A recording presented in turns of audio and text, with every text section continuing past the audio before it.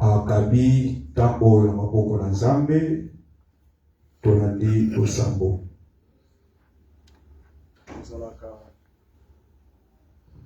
Maître ya temps peut mettre ya circonstance. Moment où tokomi eza moment ya prédilection pour na biso. Oyo mitema na biso sepelaka koyoka yo koloba parce que pour toi, quand tu parles, ton parler signifie créer. Oko créer lisusu quelque chose na tango oyo tokomi na yango. Tozongisi motei na se na loboko na wana nkolo. Matoi na biso efungwami mitema na biso eza na posa koyoka oyo bomisaki mpo na biso. Tobondeli mpe tosengi éternel mon Dieu que nyonso ya molili ezala inopérationnel et sans effet na ntango oyo na kombo na Yesu Kristo. Liberté ya kote ya mpe liberté ya koyoka yo yango eutaka nde na molimo na yo Yesu. Tikaki Saint-Esprit na yo azala en action mpe en activité na ntango oyo na kombo na nkolo Yesu Kristo nde tosambeli. Amen. Kolo papa mbola biso. Est-ce que c'est voisin à biso? On doit acclamer très fort pour la gloire de Dieu. Mettez-la pour le mako makasi, puisque nous sommes vivants, nous avons renouvelé beauté et grâce à Dieu du coronavirus. Kolo apa bonabiso. Amen. Oui, topamboli kolo pour l'angolo. Oyaba telebiso. Pe topesi merci. Likolo yabakambe na biso. Na grâce oyaba sali biso kobata lisusu liboso pour na ko annoncer la bonne nouvelle. Et je crois que toza les bénis de l'Éternel. Kola lobi, les jeunes gens, vous êtes forts. Vous avez vaincu les malins parce que la parole de Dieu habite en vous. Ce qui parole ils ont habité katinayo, yemeke okolonga les malins. Puisque la parole ils ont fait sa biso, makasi, la parole ils ont sungabiso. Pour marcher dans la scène à moi, sans la parole, donc la agréabilité. Voilà pourquoi l'Éternel a envoyé sa parole. L'objectif, il y a pour préparer biso pour l'enlèvement. Et sans la parole, donc l'enlever, pour toyebi mokili, oebisika tozali, il y a beaucoup de problèmes. Et ça, na batu oyo batiami pembeni na biso bakolingate étoile que Dieu a mis à toi et éclairé. Objectif ezali ba éteindre cette étoile. Mais le Seigneur par son amour, il a envoyé sa parole. Donc moto yaza liloba na Nzambe aza plus que vainqueur. C'est que ata azu ya koliate ya komelate et pas na yazaka moloki. On est garaté. Qu'on a pas mon abisso. Il faut aimer la parole. Faut omitia kakatinayo vouloir et puis la volonté à se présenter chaque jour dans laquelle tu l'abisso. Pour les abissus qu'on a préparé bisso. Pour au moni cheval pour akele bunda nzamba me makaye pour équiper. L'omoni Israël le pour la cheval. Nzambe taba bimisie na kat l'Égypte amené na Sinaï pour à équiper. Cela veut dire appeler la loi pour l'hyposo na yeza na bitumba. Et voilà pourquoi ceux qui montrent la parole, quelle que soit la montagne, quelles que soient les épreuves, à vous en plus que vainqueur. Et en mode lobby, osa ma pamboli. On a pambola biso. Voilà. Tout de suite, les chrétiens Nabiso, rapidement, Genèse chapitre 45. Genèse chapitre 45, versets 26 à 28. Frère Terence, attendez les bisous. Genèse chapitre 45, le verset 6 à 28, je lis au nom du Seigneur Jésus-Christ. Il lui dit, Joseph vit encore, et même celui qui gouverne tout le pays d'Égypte. Mais le cœur de Jacob resta froid, parce qu'il ne les croyait pas. Verset 7. Ils lui rapportèrent toutes les paroles que Joseph leur avait dites. Il vit les chars que Joseph avait envoyés pour le transporter. C'est alors que l'esprit de Jacob, leur père, se ranima. Et Israël dit, c'est assez, Joseph, mon fils, vit encore. J'irai et je le verrai avant que je meure. Pour la parole à Bisso, au Fandi, oui, tu introduiras le message à Bisso le jour, il y a dimanche. Totalisaki réanimation, vous avez le message d'espoir pour la Jacob. Parce que pour la Jacob, Joseph a beaucoup fait. Et la Bible déclare, Tango Baye, Joseph Atindi, Bate de Gozoa Papa Nabango, la Bible dit Tango Baye, on dit que notre frère, il vit encore à Yepotozoayo. Et la Bible dit, Maloba tout babandaki koloba, Jacob il ne les croyait pas. Le col croire bangote, la Bible dit, le cœur de Jacob resta froid. Et quand Jacob a moli les chars, et la Bible dit que les chars au Batindaki, ils ont la marchandise. Ils ont la char ou ils ont la vidité. Ils ont remplir la marchandise. Et la Bible déclare, tant que Jacob a moli, et il a compris que fils de Joseph a en vie. Et le cœur de Jacob s'est réanimé. C'est que Bachar ne sali que Jacob a se réanimé. Ne alobi que nazo kende pour voir mon fils Joseph. Donc total ici que la réanimation est un message d'espoir pour Jacob. Et la Bible déclare que pendant que Azako croire son cœur est toujours froid. Et total ici que Motoyo Azana Kati la froid, c'est quelqu'un qui Azana Kati la coma. C'est quelqu'un qui il est parti déjà à la mort. Puisque Azo croire. Il y a la Bible Zoroba, dans Ecclésias, dans le chapitre 9, que ba oyo nyonso bazana bomoi, bazana espérance. C'est que bato yo bakufa, pona bango baza sur l'espérance de. Donc il y a que ceux qui ont mokufi, oza lisusu na parité na makambu nyonso ezababi na mabele. Mais ba viva baza bato bazo garder l'espérance pour que maïbi que pendant que bazo vivre baza na espoir nous avons visité bango. Pour la parole de la mission.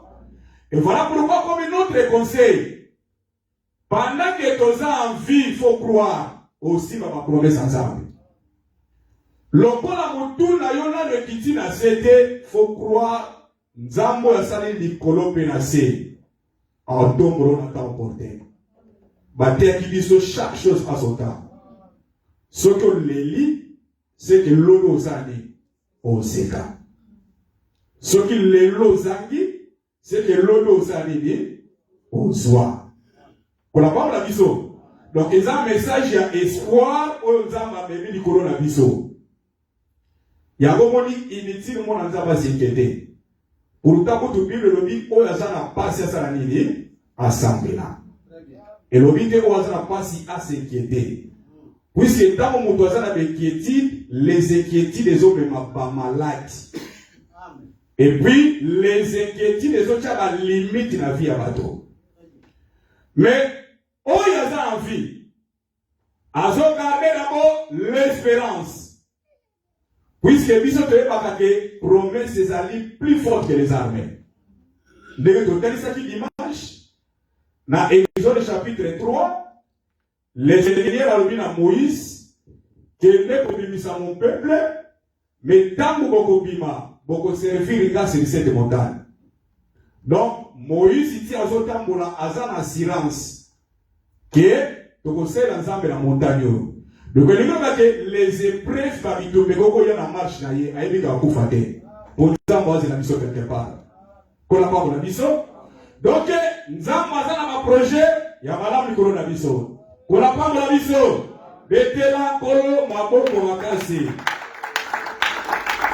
Gloire à l'agneau. Pourquoi les cœurs de Jacob restaient froids? Puisque tu dis que ils ont un message, il y a espoir. C'est qu'avant que la réanimation, c'est que tout le monde a d'abord la mort. Tout le monde a commencé son cœur. Et ça veut dire, ils ont la froide. Ils n'ont pas la mission. Or, dans la Bible, puisque la Bible est à tout un pays. Dans la Bible, tout ça dans le continent.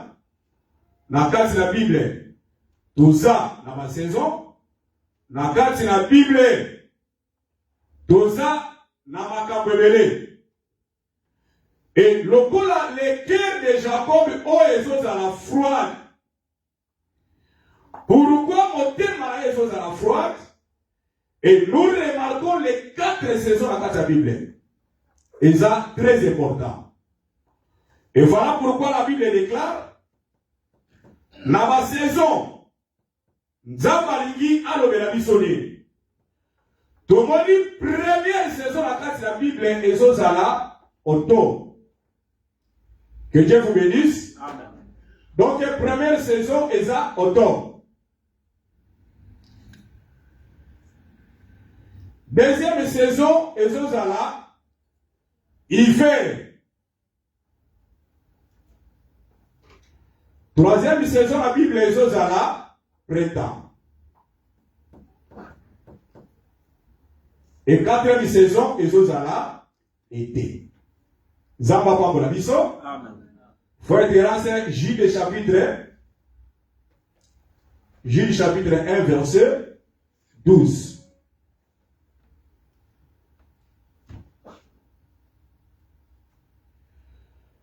Donc, Toningi, Nyoso Tozotalisa, Ezala mentionné. Ça veut dire avec les témoignages, Oeza biblique.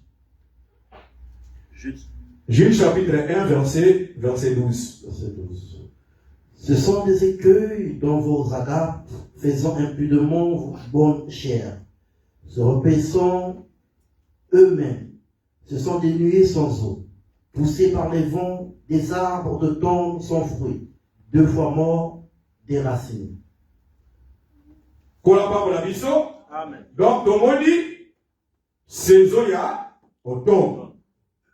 Donc, ma béni automne, ezali, saison. Et deuxième, dans Genèse chapitre 8, verset 22. Genèse 8, verset 22. Tant que la terre subsistera, le semail et la moisson, le froid et la chaleur, l'été et l'hiver, le jour et la nuit ne cesseront point. Pour la part de la mission, aujourd'hui Zacharie chapitre 10, verset 1.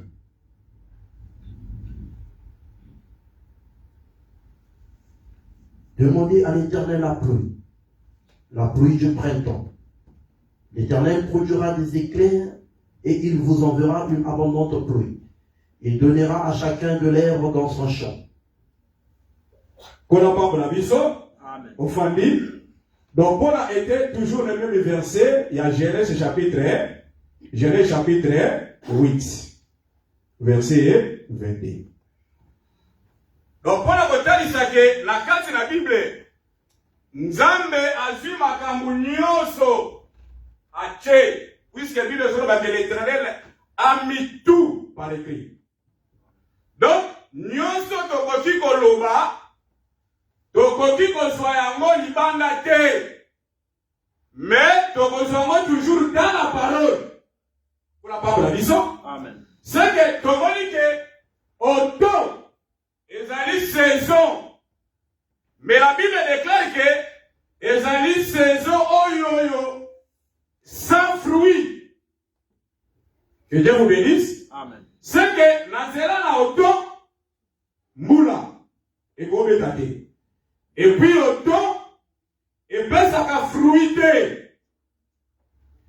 Tandis que nakati na hiver, la Bible dit que tant que les cieux et la terre subsisteront, Balobi, semaille, fait moisson, et vous n'allez jamais cesser. Que Dieu vous bénisse. Amen. Belingola bake, lokola likolo eza, mabele pe ezali, mobeko ya kolona pe kobuke kosila te. Balobi ke malili pe moi et osani et aussi la terre. Pour la parole de la vision. Donc on va dire que l'Éternel a fait ça les choses des années. Donc ce qui m'a donné il veut. Ce qui m'a donné printemps. Donc il va dire la paix été. Que Dieu vous bénisse. Amen. Alors que, ba saison oyo, nzambe ti achango eza ba saison nzambe achango na tina. Donc, la Bible ezalaka na eloko oyo te. Nzambe ache en vain. Que Dieu vous bénisse. Amen. C'est que nzambe soki ache eloko, c'est que ezalaka ba message oyo eza caché na kati na yango. Kola pambola biso. Dans la vision de Deutéronome chapitre 11, versets 13 à 15.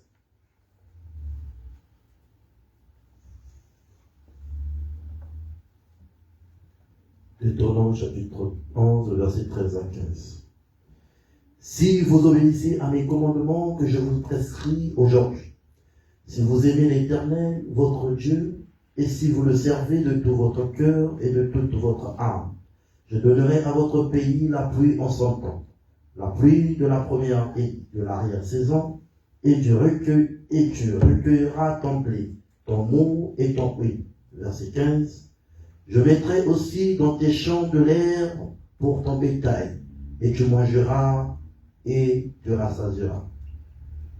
Amen. Donc, les Seigneurs à l'objet, n'a compris sa vie prouvi. Oyo, et Gobeta.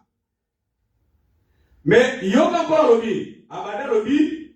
Si vous obéissez à mes commandements que je vous prescris, donc cela veut dire que avant Zambe avait sa moula. Et la Bible dit, ezali conditionné. C'est que moula soke Gobeta.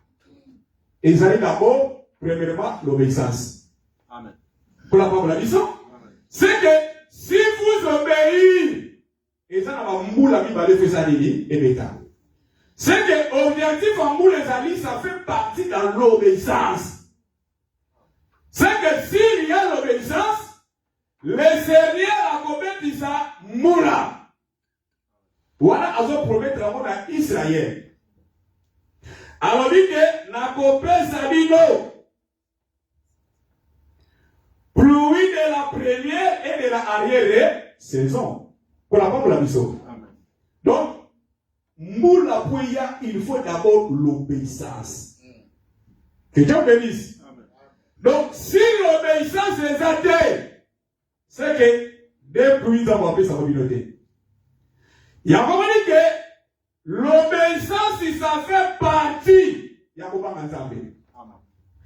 S'il n'y a pas la crainte, cela veut dire que la pluie est bonne comme or, pour m'appeler et puis sa nourriture, et c'est la moula.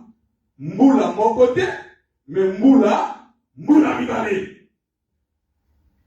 Yango mani l'Éternel ezali promesse ya pesi bango mais a conditionné yango par l'obéissance.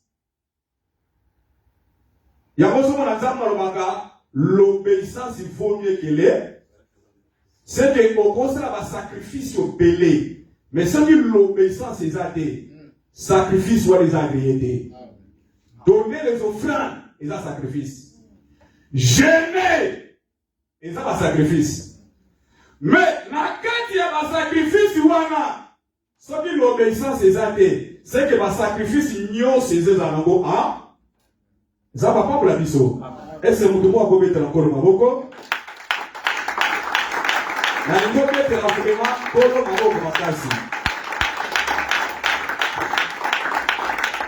Pour ça que l'obéissance est très important. Mais l'Éternel a dit que la pluie de la première et de l'arrière-saison, c'est que il fait la zone d'Imana, il fait. C'est que première pluie est il fait. Mais cette pluie, où est-ce qu'il fait? Et ça pluie où est bisakana no nourriture. On a première pluie. Et deuxième pluie, et ça ça a awana na prenda. Ça va pas pour la biso. Cela veut dire que ba pluie, ce qui pluie est métier. Il y a les bossa, il y a mi balé, ne bossa la que nourriture et ça la nini et piment. C'est que sans pluie, nourriture et paix ça maté. Ça va pas pour la biso. Or la pluie, c'est la bénédiction. Or la bénédiction, ça fait partie de l'obéissance. Nous avons dit que les seigneurs aient ici que font moula. Il y a l'ibosa, puis il y a l'ibale. Na été, ne va pas. Vous avez remarqué? C'est que ce que dit moula, oh, il y a l'iboso. Oh, moula, il y a l'iboso. Ok, dans Exode chapitre 19. Puisque nous avons le bien à Moïse, Mata, n'a pas la loi. La loi est là qui tout les pluies aux Zambé à Békisaki Nangoba. Donc, la loi est là qui pluie aux Zambé à Békisaki. Maintenant, cette pluie, ils ont été propres à nourriture, mais pluie on permet à semence sur les amabélés et koufa. Donc, la loi est allée moula. Mais prêter aussi, est à moula. Or, cette pluie que sont prêtée est à la grâce.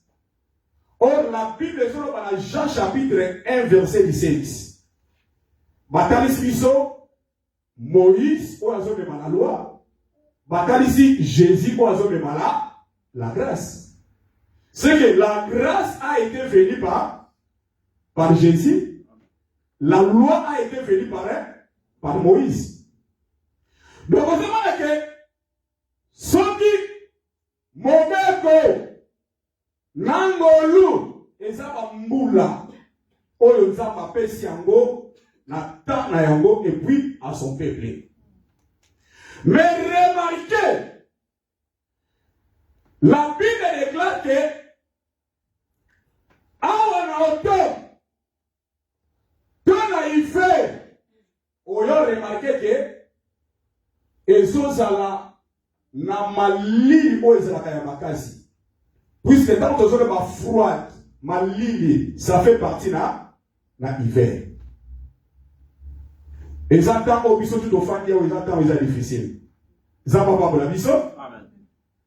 Il fait mais au moment que ba kolobela froidi. C'est au temps de l'hiver. Parce que na temps où il fait et ça temps où yo malili ezalaka tellement makasi. Nomoni ezaka o patu balukaka ba manteau balata po ba se couvrir. Ezaka oyo mutu azoluka alata babilamba tellement ebele. Kona pambola biso? Amen. Et tout le monde en met droit à hiver. Au moins la dosana ba jaquette tellement ebele na toto. Et moi je crois que première fois na mboka oyo basomelinga kona babilata.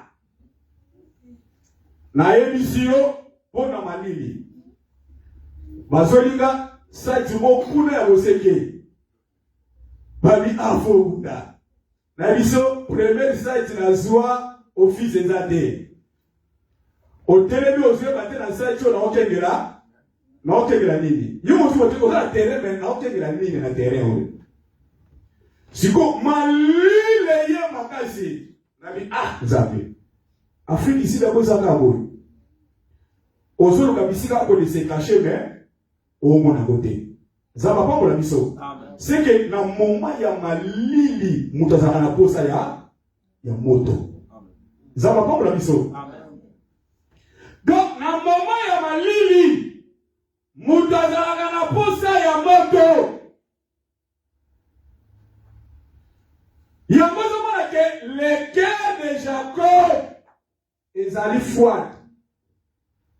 Dans 1 Roi chapitre 1, Marabi tangu David a commis mukolo.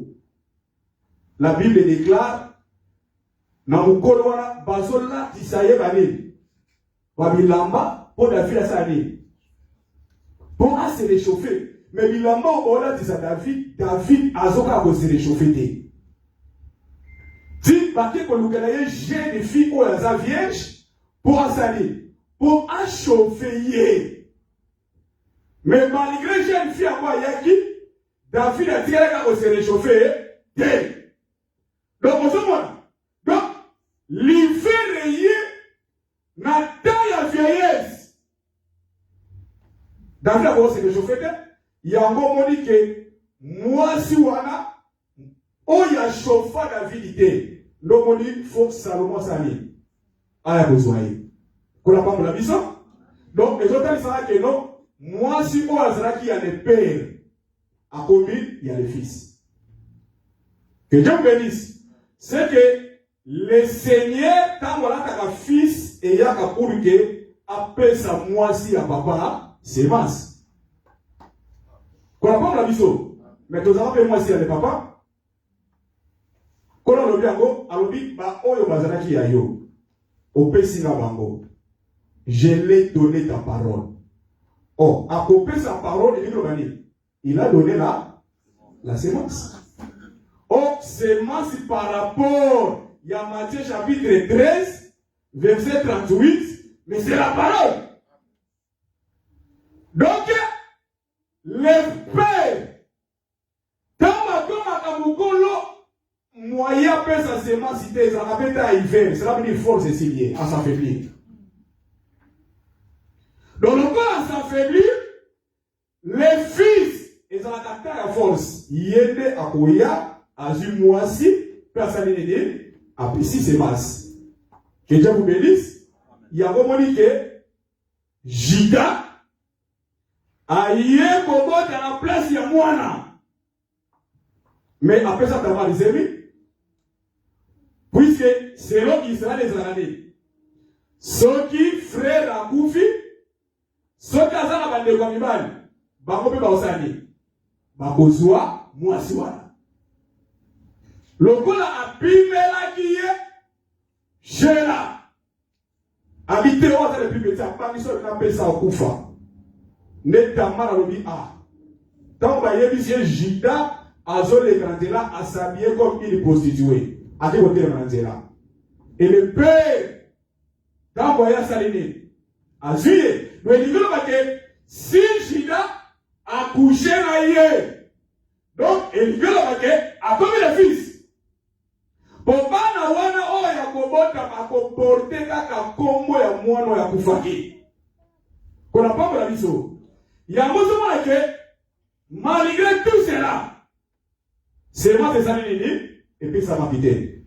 Donc dans le cas il s'est que na taille il fait Ezata o ezalaka accompagné na une pluie. Et cette pluie ezalaka pe accompagné na tamoko ya frère. Que Dieu bénisse. Amen. Pour la part de la biso. Bétena na lokolo maboko.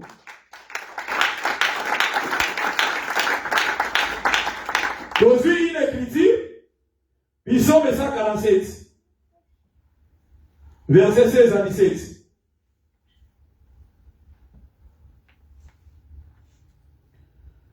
Psaume 147. Il donne la neige comme de la laine, il répand la gelée blanche comme de la cendre. Il lance sa glace par morceaux. Qui peut résister devant son froid? Ah! Qui peut résister devant son froid? Donc, na terre hiver, on dit que tous hommes na ba glace ezokweya. Na terre hiver, tous hommes la température est changée. Au moins, même maïga oya robinet ta ofunga ko osati la ko malili loko le uti la kadia ya congélateur. Mais on dit que qui peut résister devant son froid? Quoi la mission? Donc, exactement à ce qui est. Prenons voir une autre écriture. Jérémie chapitre 36, verset 22.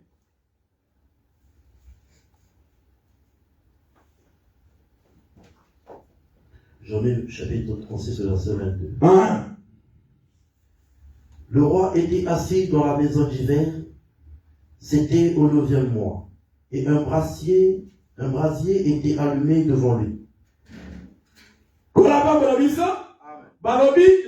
roi était assis, avani devant un brasier. Au moins, la bande pour la mission de Tovara Awa. Au moins, les gens à moi ici, quand en gros, il y a coin, basali bisiko bachaka bagoni, moto wana isalini. Il y a des gens qui ont été salini et chauffé d'abo. Pour la part de la mission. Non, que le roi, au moment il y a hiver, afin de devant un brasier.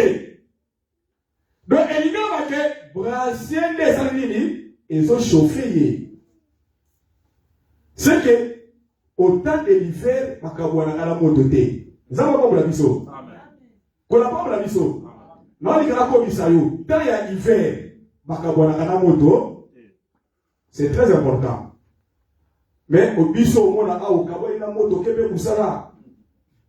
Au Yébé, mais au Sala moto. Peut résister aux avantages, hein? Que Dieu vous bénisse. Que Dieu vous bénisse. Zaba pas la biso. Malgré la multitude, il y a bilamba au Gola Kamé, au Monique, aussi au chauffeur.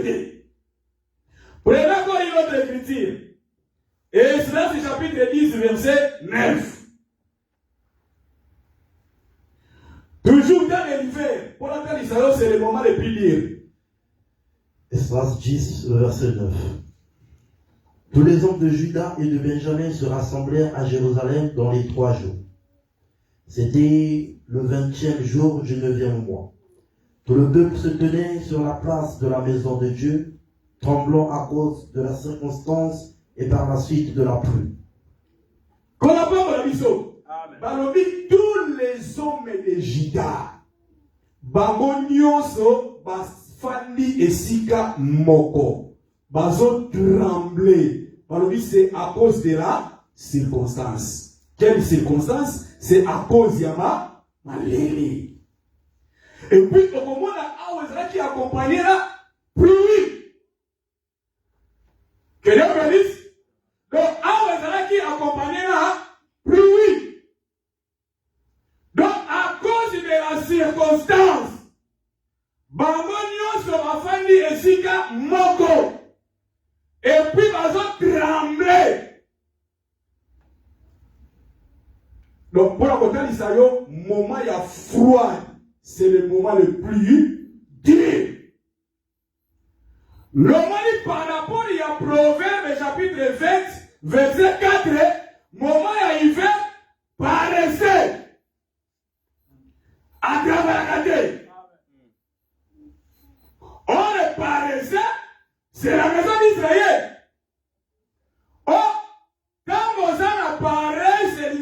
que moyen peut trouver nourriture, ils attendent. Est-ce que ça va comprendre le biseau? Que Dieu vous bénisse. Que Dieu vous bénisse. Amen. Donc, c'est le temps difficile. Il y a un moment que Jacob ne parlait plus. Jacob est resté même place. Jacob et son cœur est resté froid. C'est le temps de l'hiver. Alors Jacob a sorti ça tout un peuple. A sorti ça tout un peuple. Oh le roi Salidé va donc passer dans le moment il y a froideur. C'est Israël. Que Dieu vous bénisse. Amen. Et voilà pourquoi le corps va qui à cause de la circonstance. Moment ya hiver, moyen pas se déplacer, pas de la musique exaltée. Pour mali les alaki tellement makasi. Il y a besoin de remarquer que autant na hiver moule kokobeka mais moule wana ebotisaka fruité. C'est très important. Ebotisaka fruit de.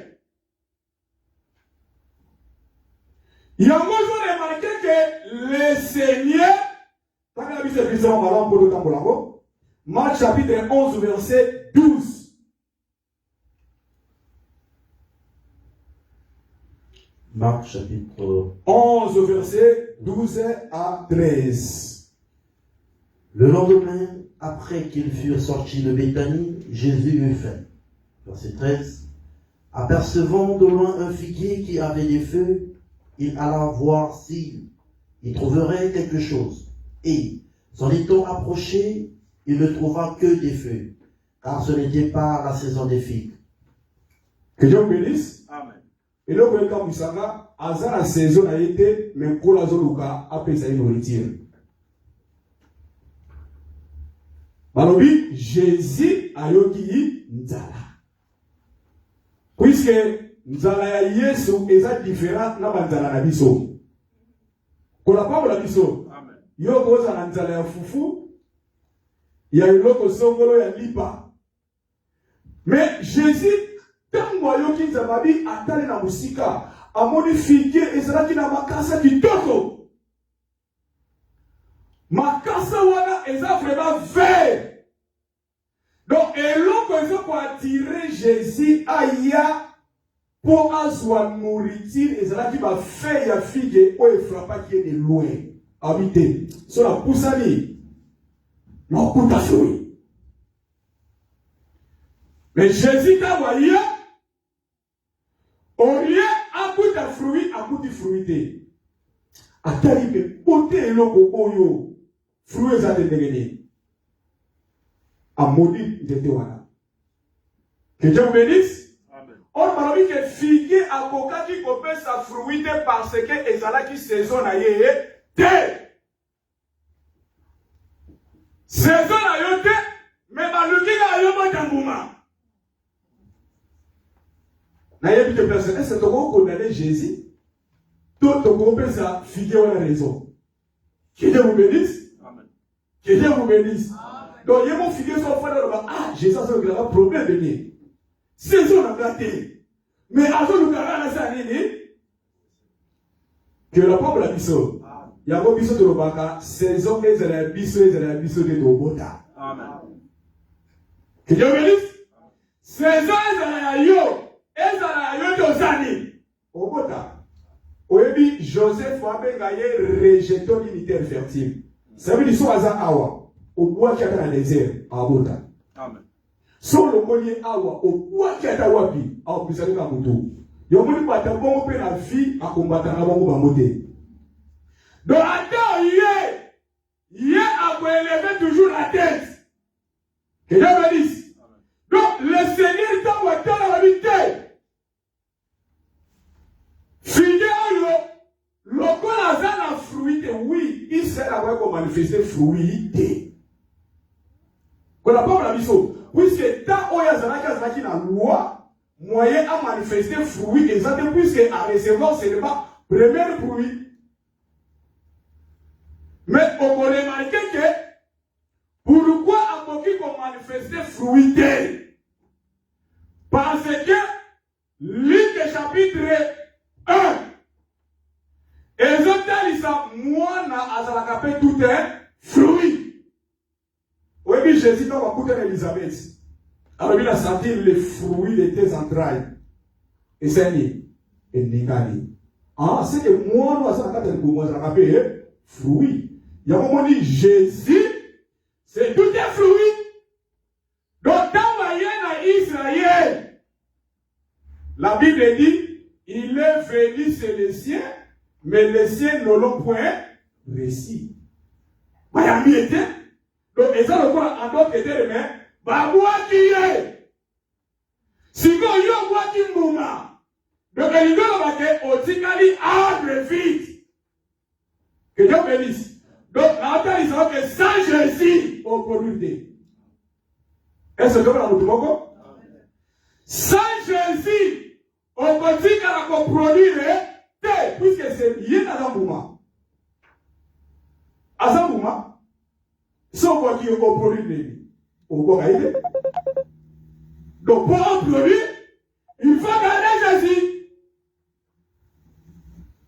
Mais on montre aussi que les fruits, la Bible, et dans les appels à Cameroun, il y a un moment où en dehors de Jésus, l'amour moyen s'est manifesté. Exact. Que Dieu vous bénisse. C'est très important. Et nous croyons que nous avons un véritable Dieu. C'est que Nzambo Yazaka Tinabiso, c'est lui le pourvoyeur. Azali, le père Yabiso Nyoso. Donc Israël a rejeté, a manifesté fruit D. Donc on dit que le col a manifesté fruit D. Donc à côté de la figure moko esalini oeza moni. Zamba pa la biso. Ya ko tolobi na yo on manifesté ba fruit au nom de Jésus. Amen. Est-ce que tu vois la moko? Amen. On manifesté un fruit au nom de Jésus. Donc c'est très important. Il y a besoin de remarquer que dans Israël, lorsqu'on a rejeté Jésus, moyen fruit est dans les athées, puisque fruit est dans fils. Joseph est dans la maison de son père. L'oncle a mandé batté qui est. Donc, à d'autres termes, ils ont l'oncle chassé Joseph. Donc, ma bimisier n'a qu'à dire, Nandako. Oh, ses frères, c'est Israël. Donc, l'oncle a batté qui Joseph. Donc, et donc, il s'agit Nakuna Bango. Faut écouter la montagne hiver. Le niveau de l'eau côté la taille yama Libye. Or, Joseph Azali Oyabotami 11e fils. La carte à table Bango. Que Dieu bénisse. Or, chiffre 11 par la vie. Donc, Azali 11e fils. Nana Kulabango. Or, la Bible est telle que le corps Azali 11e fils. 11e fils, Azalaka Oyo Afongola Kanzela. C'est celui qui ouvre les chemins. Il y a besoin de remarquer, tant que Rachel a Zopota, la Bible dit quoi? Tant que Rachel a poti Joseph, alors dit Nkolo. Si les moyens sont qu'il m'ajoute encore une autre. Donc, quand Joseph a dit, et il a dit, et Zalina, il brèche et Fongwani.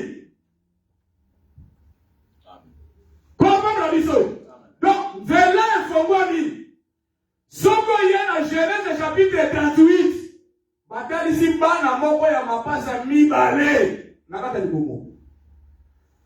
La Bible dit que pendant leur recouchement, Moko a présenté le Moko. Bali sage femme Tamatali a suivi bande rouge à Seigneur, à Kangi, Yé. Et la Bible dit que moi, là, a zogisi le Moko. Et ensuite, ils ont fait la Seigneur, abîmé. Bama Makalisa dit que, on a abîmé si le Moko, Yenda Kobima, premier. Mais quand Makangi, le Moko a zogisi frère, Naya Bimi. Donc, de comprendre que Yé a Yeka Kobimisa. Pour tracer une chemin pour que son frère Sanini aliment. Ça va comme la lisso. Oh, est-ce que nous sommes dit maintenant que Jésus a couffé rideau fait katana? Que Dieu bénisse. Que Dieu bénisse.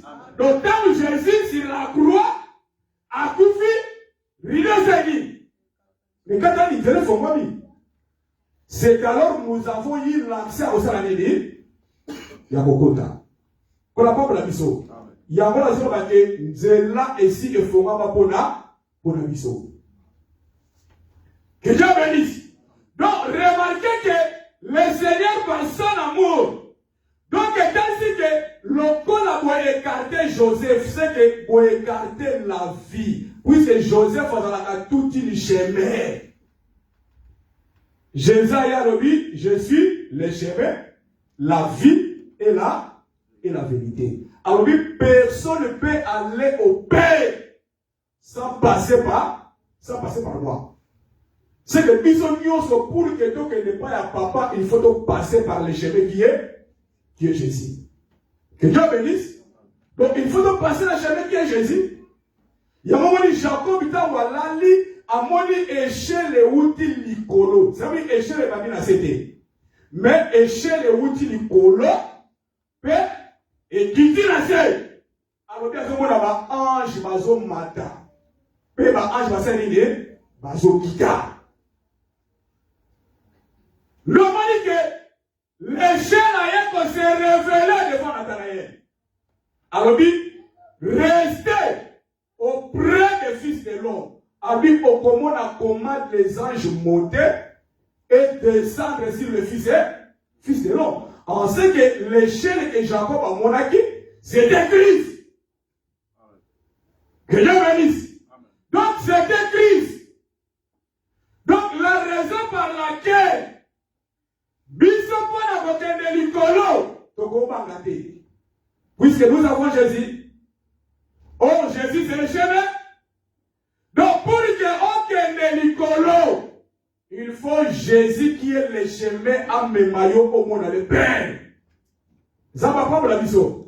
Mettez la colonne à Boko.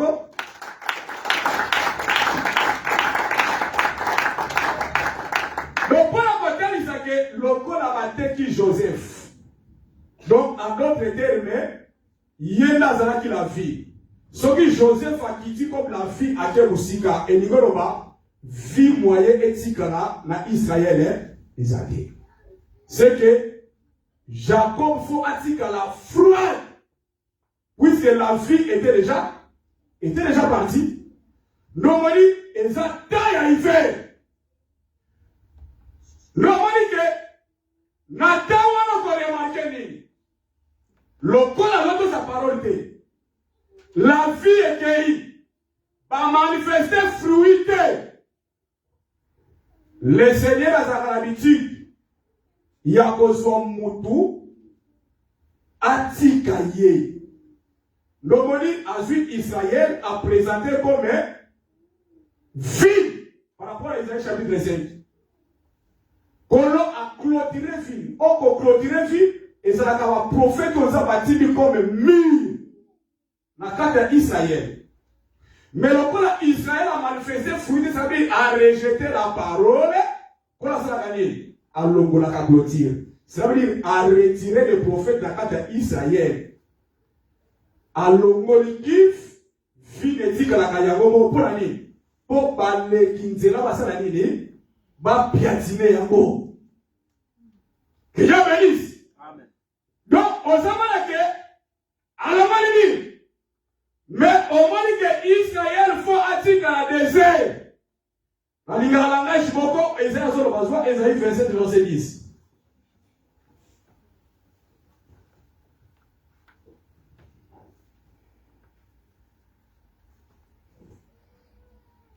Esaïe chapitre 27 verset 10.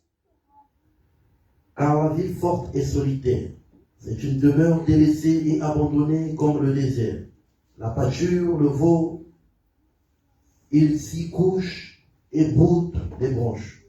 Que Dieu bénisse. Amen. Donc, Babeli désert lié à bas, abandonné. Pour la bombe la mission, c'est que Israël a commis tout le désert, a commis lié aux abandonné. On a commis abandonné comment? Parce que a manifesté fruité, a rejeté la parole. Donc, on a rejeté la parole. Donc, Fonzambe a tikaye. Il faut a retiré les prophètes. A tikaye na ye désert. Que Dieu bénisse. Zaba pas pour la mission. Donc, cela veut dire que, à quoi il désert? Matthieu chapitre 23, verset 37, à l'objet que Natiki votre maison désert. Alors oui, parce que vous tuez les prophètes. Oh, on a sorti d'abord pour que ma réanimer vino. Mais, bozo zwama, oh, on a sorti dans les envoyer, bozo pour mabango. Alors oui, votre maison est petit là, désert. Comme que Joseph n'est pas là. Or, Joseph, c'est Christ. Mais il a marqué, Batikali n'a froidé. Puisque la vie était déjà partie. Frère Jacob, la mort est régnée. Qu'on n'a pas la mission. Il y a besoin de Kolo Kawani la Bango. Basali Nini, Batikali. Donc, l'ombre de la mort est régnée du coronavirus. Et bien aimé dans le Seigneur, ce qu'on a Jésus dans la vie, il y avait des koufa et régné du coronavirus. Amen. Sans Jésus, il y a la mort. Pour exemple, les Béla, Jésus est absent. Sans Jésus, il n'y a pas la vie. Sans Jésus, et l'homme qui a malamu ou salama est zadé. Puisque la loi donnait seulement la mort. Mais l'Éternel est dans la bonne humeur ensemble. Nous avons dit, le corps a manifesté. Asaïe, a béni bango désert. Ça veut dire qu'il un peuple appelé désert, ça veut dire abandonné. Kolatiki bango. Mais on peut y remarquer que le kolatiki bango.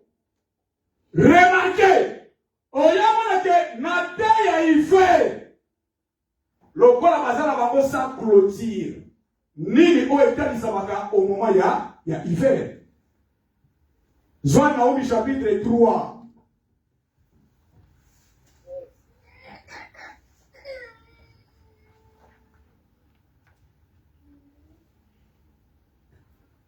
Aujourd'hui, Naomi chapitre 3, verset 17. Naomi 3, verset 17. Tes princes sont comme les sauterelles, tes chefs comme une multitude de sauterelles qui se posent sur les haies au temps de la froidure. Le soleil paraît, elles s'envolent et l'on ne connaît plus le lieu où elles étaient. Qu'on a pas la vision? Amen. Balobi awa, Nathan ya froidi, bazomona ba sauterelle. Oh, Nathan oyo ya froidi, Nathan ya malili ya froide. Et l'eau qui doit apparaître, c'est la bière, oyo ya malili. Tozomona nini? Moment oyo ya malili, tomoni la pluie, oyo ezalaka accompagné na malili. Oh, total ici que le col à Joseph, ou à sa vie, qui est Christ, est absent. Et l'ingolo baké, la mort est salinini, ils ont régné. Ça veut dire qu'Israël a vivre sans protection. Mais dans le moment où le a commis sans protection, exactement où l'ennemi a séparé pour ça, a régné du corona. Nous avons dit que Nathan, Bamonaka, va sauter, va paraître. Oh, ce qu'on y a dans Joël chapitre 1, verset 4, on y a que Basotere, Gaza, Bajelek, Asie, Basobe, Babango, Bazalipe, les 4 insectes au Basagani. Oyo, Bamonaka, Bamonaka, hiver, Oyo, Baka, Kotake, toute une chambre. Que Dieu bénisse. Oh, ce qu'on dit Joël chapitre 2, verset 25, nous avons vu les 4 insectes. On peut dire ma grande armée. Oh, c'est que les 4 insectes, Bazalaka, la grande armée de l'Éternel. Oh, nous avons dit que Bazali, ma grande armée. Bazo pour apparaître dans Israël pour l'année. Parce que va rejeter fruit. Batika il a vraiment vite. Et voilà pourquoi que Nathan a faiblesse. Et ça la Nathan est ennemi à tel magal corona biso. Zamba pas la biso. Oyebi tango s'inquiétaka. Oyebi tango ça na problème. L'ennemi apprendra le dessus na yo. Mais tant que vous êtes fort, l'ennemi a commencé, il y a commencé à l'ipolo. Zamba pas la mission. Mais tant que la Bible déclare que l'ennemi a eu pour envahir Bango. Or que le Seigneur par son amour a dit qu'à Kalibota a été. Le Seigneur, fils de Dieu, il peut permettre un temps à mener l'esclavagisme, mais à compromettre sous un temps à ramener dans la maison. Même qu'on remarquer, c'est ça. Normalement que le Seigneur parle son amour. Attends les 87 ans à côté de ma pompe à ronger Israël. Baza, les 4 oyo baye, baza pour exercer la volonté de Dieu. Pour ça dire, pour étouffer la vie. Pour vie, a manifester la vie d'elle. Pourquoi? Sans Jésus. Il y a besoin que sans Jésus, nous ne sommes pas forts. Mais si Jésus est présent, il va avoir plus que quelqu'un. Et c'est de bien maintenant ça bon mot. Maintenant pour le moment.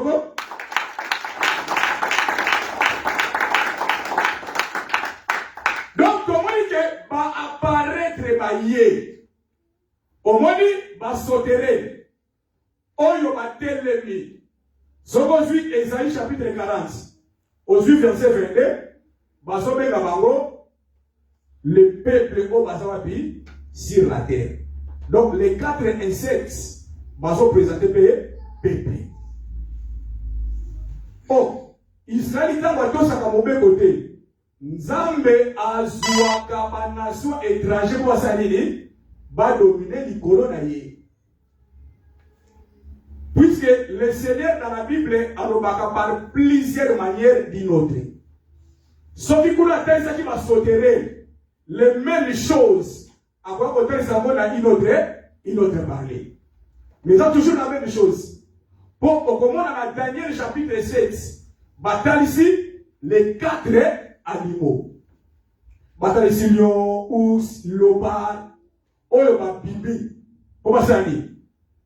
Pour pas dominer sur la terre. Au nombre de 4.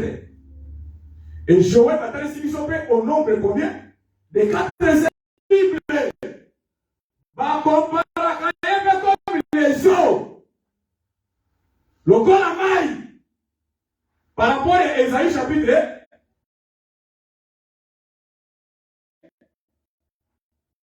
apprendre un mot commun. Parce que le Seigneur a dit que Dieu bénisse. Et voilà pourquoi nayebi que biso tozali peuple o tozali plus que vainqueur. Nzamba aza mikolo na biso. Yango moni biso le diable a kotikalaka kolonga biso te tant que tozala nzambe. Donc je déclare que mutaboki kolonga yo te. Bon nzambe aza na yo. Que Dieu bénisse. Donc je crois que l'église, donc la réanimation est un message au Nzambatili pour la biso. Donc quand il que là où il y a la faiblesse, il faut s'attendre toujours au secours Mokofoya. Tant que les nations vont donner Nicolas Israël, faut Nzambe aya ko libérer bango. Et la raison par laquelle tout le monde dit char basalimini charrier. Pour réanimer le monde. Or, tant que le char est yaka, et tel que le peuple va dans l'esclavagisme. Or, le char est un enjeu de guerre. Donc, il y a pour un coup de la peuple va pibaraka l'esclavagisme. Pour au moment dans Daniel chapitre 6, bazo benga animaux les 4 vents de la terre. Donc, le quoi va aller les 4 vents de la terre, Fonzambe peut atteindre les 4 vents de ciel. Or, les 4 vents de 7 ans, Ekoya na objectif à kobimisa peuple dans l'esclavagisme. Pour la peuple la mission. Ne s'obisa masali golu, ne kotalisa comment la réanimation ça s'affecte. Nanzela ya bachar. Et puis bachar ou les oya affinité mais ça remplir la marchandise. Puisque char est comme ce que l'on réanimer moto. C'est que faut dans la case. C'est que faut oser la cotonne. Que Dieu bénisse. Il y a un moment que Moïse a coquille pour libérer Israël. Il était sur le commissaire à l'Irobis. Bon, premier tour, Moïse va qui va Pharaon. Deuxième tour, il y a Moïse qui va Pharaon. Que Dieu bénisse. En qui m'a aidé? Pourquoi en qui m'a aidé? Bon, Zama s'est préparé. Yamo a confronté Pharaon face à face. Nzamba pa mbrabiso. Et Nzambe a réanivé yo bisika makambo isi bate. Bisiko zalaki maladi Nzamba bikisa yo. Bisika makambo ekangama ki Nzamba fongole yango. Donc to déclarer makambo kitoko likolo na biso. Donc ce que maintenant simba te et simba au nom de Jésus. Et si peu simbi. Banzela kangama ki Nzamba fongola banzela. Bisiko banda kolela Nzamba longola kolela. Pour Israël nazalaka esclave pour toujours te. Biso pe tozaba oumbo pour toujours te. Chaque chose ezalaka na temps pe ezalaka soukra yango. Que le peuple la biso. Nous acclamons pour le roi des rois.